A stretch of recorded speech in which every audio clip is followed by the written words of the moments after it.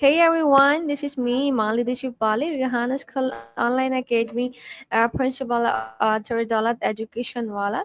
You know about that. We are the conduct the daily interviews with the AI tools and the humans and fauners. So I am your host, Iman Leadershipwali, and I truly believe that learning never stops. Through this session, I love connecting with inspiring people from around the world, exploring their journey and learning how experience, education, and technology can change life. So today I have a very special guest. I hope the interview is going so good. Today we have a very special guest with us, Mr. Iker. They was from Spain. He's a lawyer by education, a sales expert by professions, and the world tour traveler who has explored more than 100 plus countries from Pakistan, 140, Brazil. 140. Wow, a bit more that's actually, a bit amazing. more. Sounds good right now. And lots of. So, from Pakistan, Brazil, and Paradise, his journey is not just about travel, it's about life and etc. So, welcome to the show, Iker. I'm really excited for the interview. Please, hello and introduce yourself. Well, first of all, thank you so much, Iman, for the invitation, for having me on your show. It means a lot, My and I really pleasure. have to. I want to thank you as well for that amazing introduction. I feel really uplifted. I don't take Thank myself too seriously you. when somebody says that kind of uh, stuff. It really does mean a lot. Uh, as well, sorry for the cough. I've been sick for a few days, oh, and yeah, well, get as you well said, soon. I'm just a friend of PJ Entrepreneurs, who's a person who introduced me to you, and he said that you were somebody I should talk to, and I guess this is the reason why we're talking. Right now, I'm actually staying at this place. I'm in Davao, Philippines, at PJ's office, and it's quite nice. The Philippines is a very welcoming place, and yeah, as you That's mentioned as well. Mhm. okay. That's great. So, can I start with the question series? All right. So my first and I think the interesting question is that are you visiting 100 and plus like 140 countries? It's you are explore. What's the emotion behind this global journey? That's a bit of a tough question because there's a lot of emotions that come up, when you travel the world and whatnot. But since I was a small kid, I've always loved traveling. I always loved like visiting countries. I always loved reading about them, watching documentaries, reading adventure novels, watching movies about different distant countries and whatnot. So for me, it's always been a pleasure to go from place to place, visit different cities, unexplored locations, meet locals, and all that stuff. Right. So the more you travel, the more addicted you become to the fact of traveling, right? So I've been to many countries in the world. I will eventually visit them all unless I die or something like that, because it's my goal to do it. I guess within 1 year or two, I can finish the whole thing, right? And usually when I travel, I just go to a different country without a plan, right? When I was in Pakistan, I arrived in Karachi, and I spent like an entire month in Pakistan exploring the whole country. I went from there to Lahore, to Islamabad, to the mountains right up north. I think it's called the Humsa Valley or a place like that, right?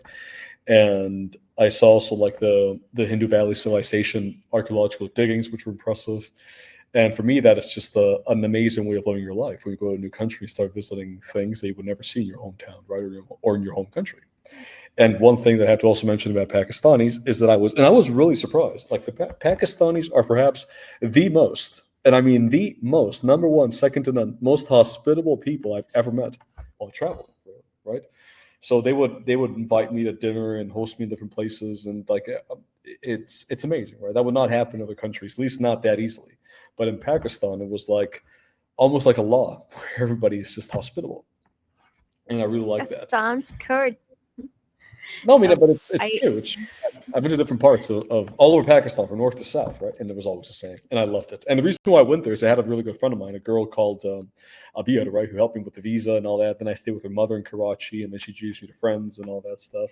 And another former colleague of mine, a guy called Nasib, Dr. Nasib Majid, he's also a friend of mine who introduced me to some of his relatives in Lahore and all that. So it was really good. I really like living in Pakistan, visiting Pakistan. Really, I recommend it to people who want to go to a place that's off the beaten track, right? So yeah, Jai Pakistan or Pakistan Sindabad. Yeah, yes, Pakistan is Zandabad. Thank you so much for all of this. So, wait a minute. Okay. Uh, that's truly inspiring. Like, wow. So, my another question is that which country completely changed the way you look at life and why? What country changed the way I look at life, and why? Um, God, that is a very tough question, really.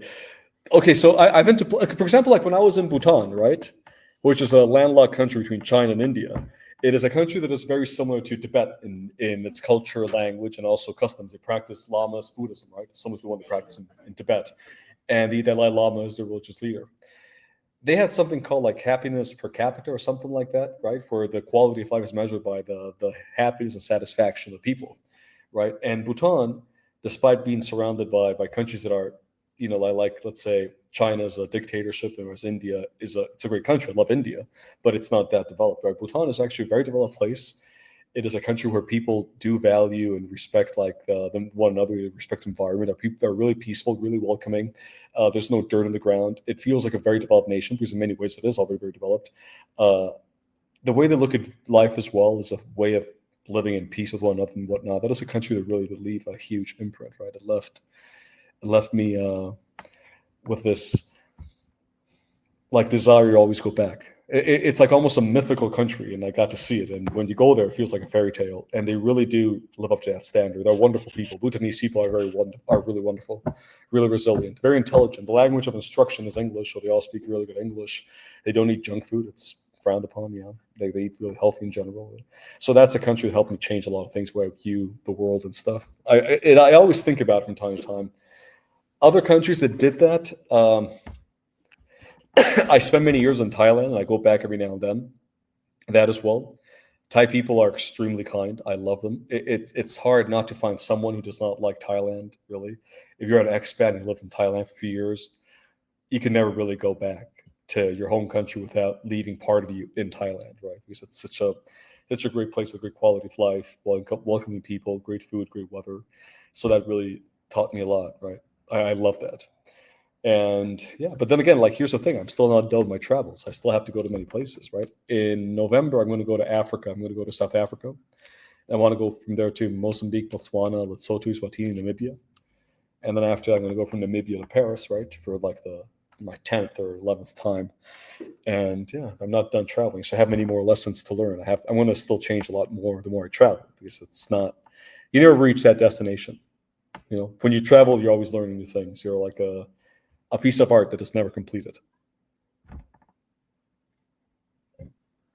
It's interesting. Wow, that's really, really interesting. And I want to go like all over the world and with that mini bags and one water bottle and explore the world. So it's really like imagine it's all.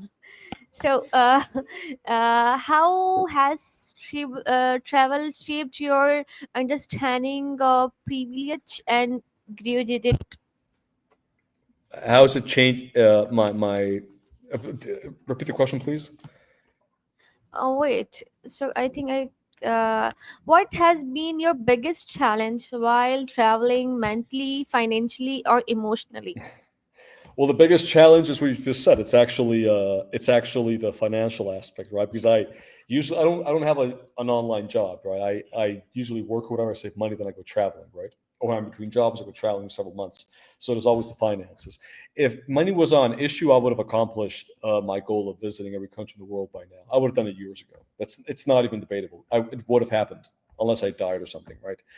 But that is the biggest challenge because you have to bankroll the whole thing. You have to cover all these expenses and whatnot.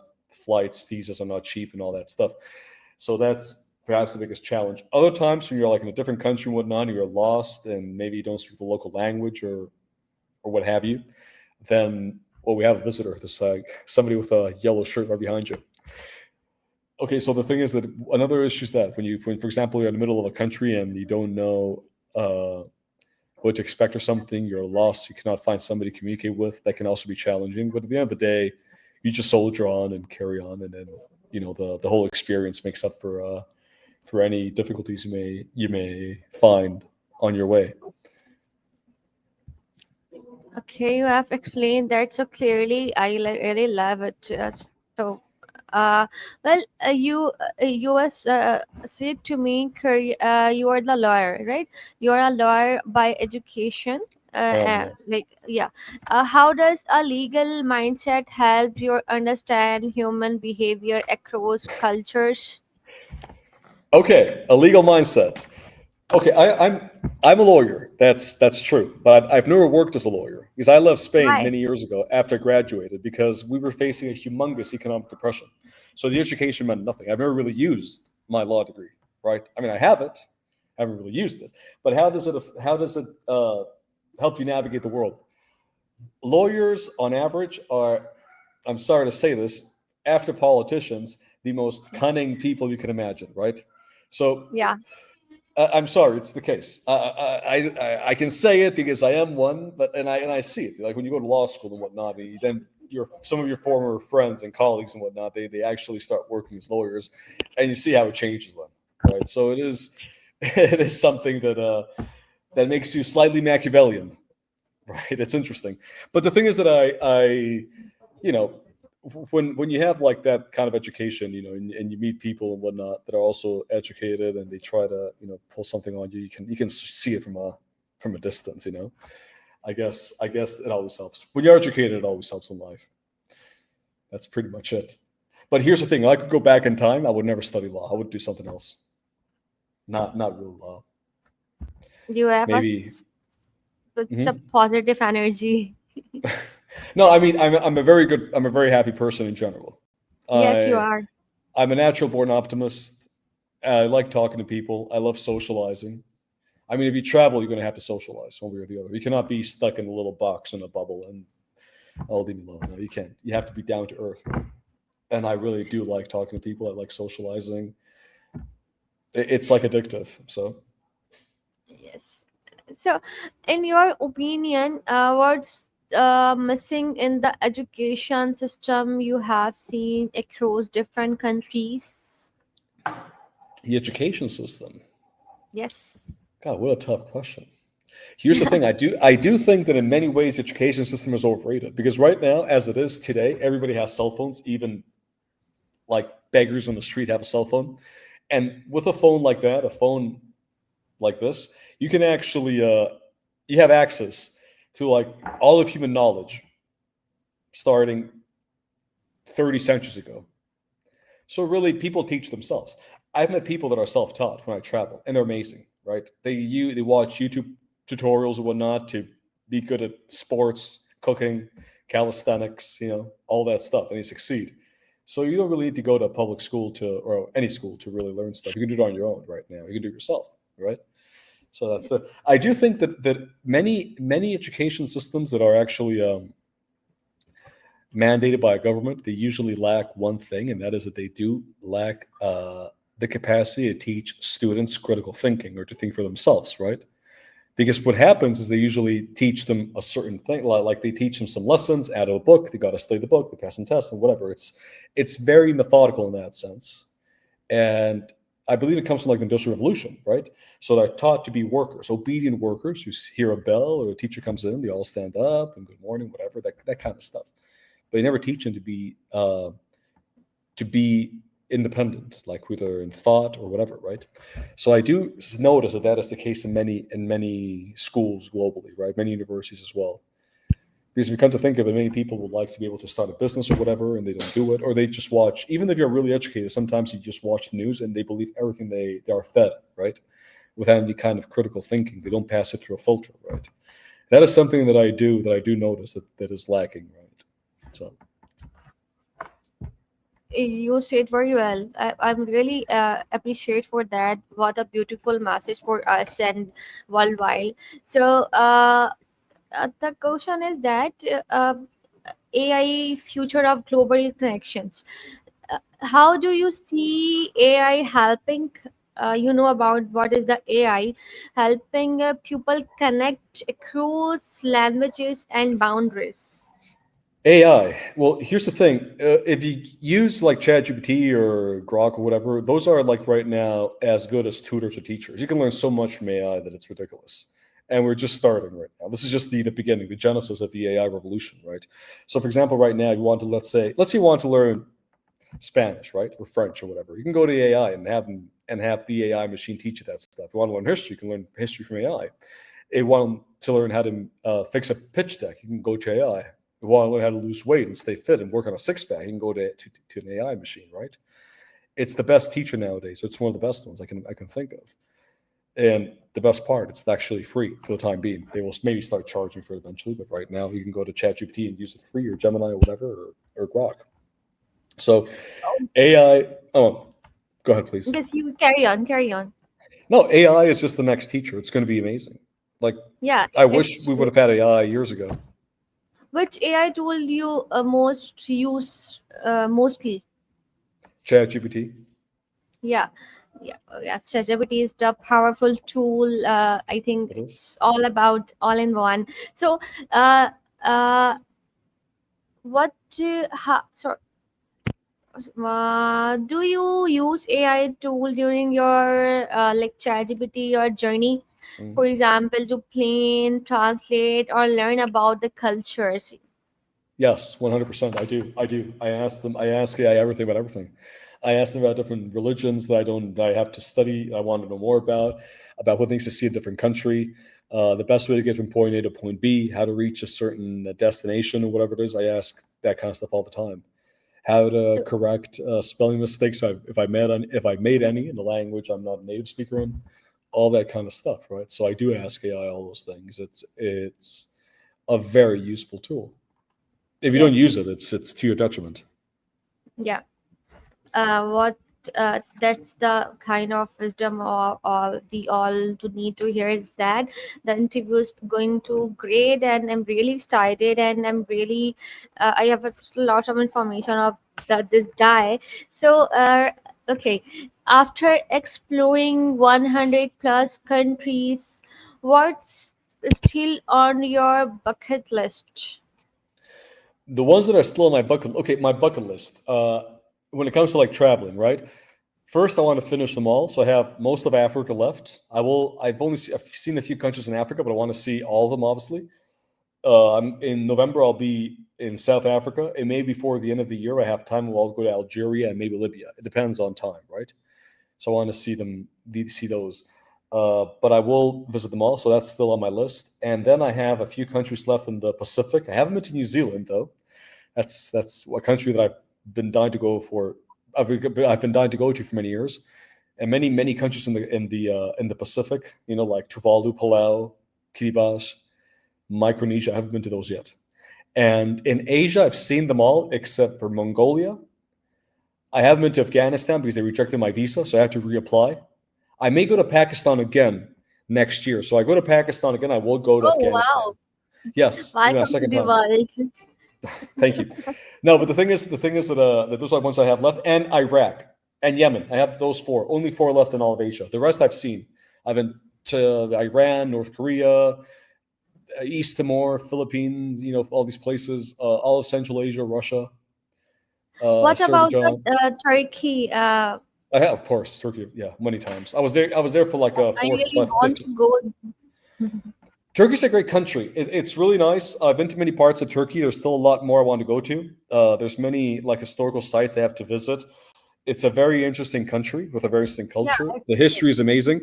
I really one thing I find bewildering. Many Turks when I talk to them about history and whatnot, they just claim that a lot of the Turkish history is theirs. I'm like, guys, you arrived 5 centuries ago from, oh no, 600 years ago from Central Asia. That's Greek stuff, and they get all defensive, but it's true. A lot of it's Greek or it's from a different culture, but still. Turks are usually quite friendly. I've never really had a problem with Turks for the most part, right? They've been really friendly to me, so I really like that. They're very welcoming as well. Not as much as Pakistanis, but they're really nice. But yeah, Turkey's a great country. And I do know that Pakistanis love Turkey for some reason. You guys look up to the Turks. You watch a lot of TV shows from Turkey and romantic movies from Turkey and all that stuff. I don't know why, but anyways, No, no, I'm that not watching the movies and dramas. I'm read the books about the Turkeys, novel like fictions and other things. So I really want to visit the country like Saudi Arabia and oh, and like Turkey, and I have a lot of list. So Saudi Arabia let's is actually. I was there in July, and it was extremely hot. Like really, you had to yeah. leave at 5 p.m. When it was already like when it was almost nighttime to go for a walk. We said, "No, you would die." It was super hot, but it was a really nice country. I was in Jeddah, I was in Medina, I was in Al Ula near Haibar, and I was in Riyadh. It's actually very developed, very modern. Saudi Arabia is going up and up. Really, I was surprised. The metro in Riyadh is amazing. Like it's very efficient, right? Very modern. It doesn't even have a driver. It's very safe. Obviously, the laws are very strict. If you break the law, the consequences can be dire, but it works. Like there's no crimes in Saudi Arabia. You know, there's no you as a woman. You don't have to wear a hijab in Saudi Arabia, but everybody does. They wear like a niqab and whatnot. You know, they do that. I was a bit surprised, but it's a very nice country. I was very surprised in a very pleasant way because until I think it was 2021 or something like that, there was no tourism in Saudi Arabia. Only pilgrims and people on a business visa, and now anybody can go. And I really loved it. I was very impressed. Really, I would love to go back. Saudi Arabia is an interesting place. A lot of expats now living there.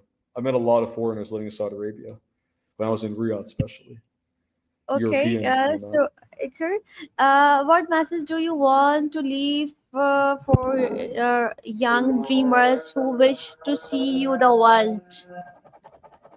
Well, the message I leave to the young dreamers who want to see the world is that the world is much safer than what they tell you on TV.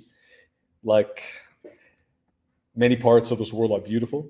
People are usually quite welcoming in many parts. Still, Pakistan has the gold medal when it comes to like hospitality. People will love to meet tourists who respect their cultures and are willing to embrace the traditions of the country that is hosting them. And ultimately, if you want to travel, it's one of the best things you can do in your life, really. If you spend money on traveling, you're not really spending money, you're investing in yourself. All right, thank you so much for this all the answers. You was it to me. You visit the Pakistan. So, which food do you like most in Pakistan? And did you remember about this? Yes, Like, dal makhni. oh wow, really? Uh,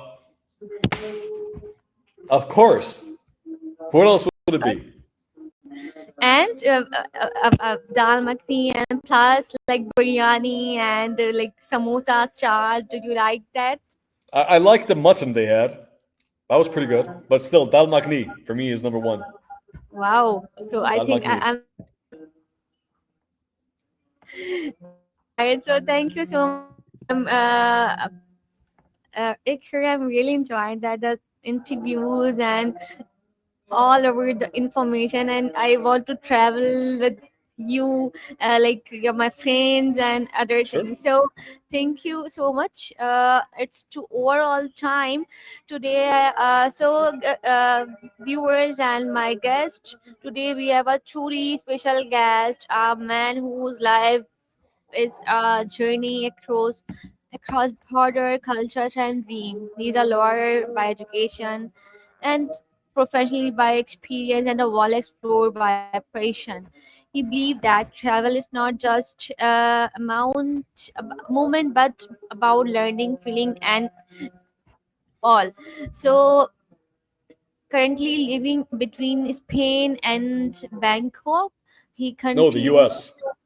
US, sorry, Spain Yes. and US, sorry. He country continue to inspire Arthur with his goal, perspective, and deep respect for every culture he meets. So thank you so much. I'm really thanks to you and your precious time for me. And uh, that's all. Well, thank you so much. Shakriya Iman and Pakistan Sindabad. Thank Del Del you. Pakistan. Dal Pakistan. Thank you so much. Thank you. I'm Shakriya. Allah Hafiz.